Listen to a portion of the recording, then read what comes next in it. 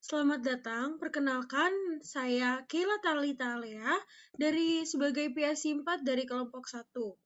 Hari ini saya akan menjelaskan tugas saya sebagai PSI 4 dan bagaimana saya menyelesaikannya. Sebagai PSI 4, tugas saya terdiri dari beberapa bagian. Pertama, saya bertanggung jawab untuk menyusun pertanyaan kuesioner tes yang dapat kita lihat di lampiran A1.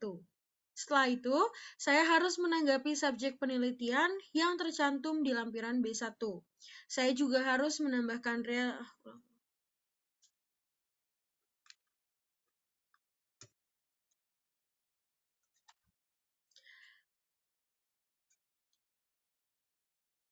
Halo semuanya, saya Keila Talitalia sebagai PSI 4 dari kelompok 1. Hari ini saya akan menjelaskan tugas saya sebagai PSI 4 dan bagaimana saya menyelesaikannya. Sebagai PSI 4, tugas saya terdiri dari beberapa bagian. Yang pertama, saya bertanggung jawab untuk menyusun pertanyaan kuesioner tes yang dapat kita lihat di lampiran A1. Setelah itu, saya harus menanggapi subjek penelitian yang tercantum di lampiran B1. Saya juga harus menambahkan reliabilitas internal atau Crown Batch Alpha ke dalam bab 3 yang ditampilkan dalam tabel 3.1. Baik, untuk pertanyaan kuesioner tes, saya menyusunnya ke dalam bentuk tabel dan menambahkan hyperlink yang terhubung ke formulir online kami. Saya juga menyediakan referensi silang untuk mempermudah pengguna dalam menavigasi formulir tersebut.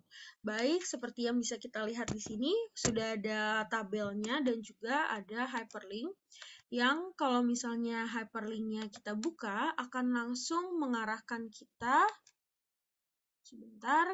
ke dalam form office. Untuk kali ini, kelompok kami mengambil tema dampak sosial media terhadap fokus belajar. Yang di sini ada 10 pertanyaan yang bisa kita cocokkan dengan tabel ini apakah pertanyaannya sudah benar atau belum. Selanjutnya, dalam menanggapi subjek penelitian, saya juga menyunting hyperlink untuk mengarahkan pengguna ke file Excel yang tersimpan di OneDrive. Prosesnya sebenarnya cukup sederhana. Saya membagikan akses file tersebut dan mengedit hyperlink di dokumen. Baik, ini ada hyperlinknya. Bisa kita buka.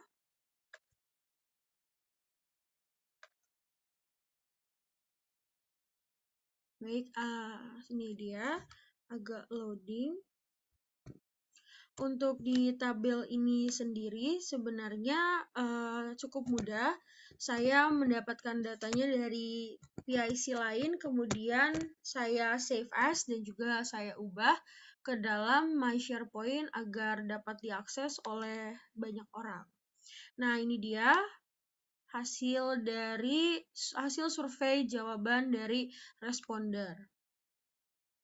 Di sini kita bisa melihat nama, jenis kelamin, tingkat pendidikan, dan juga pertanyaannya. Ini dia hasilnya.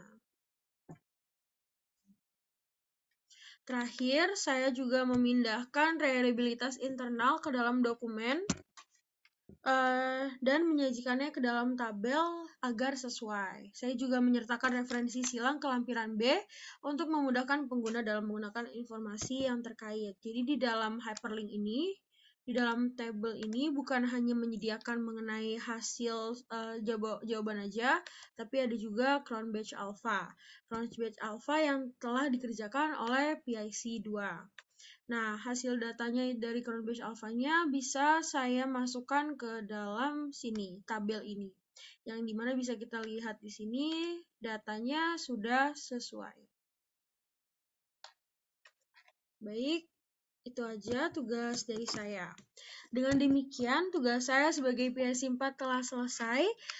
Terima kasih karena telah menyaksikan.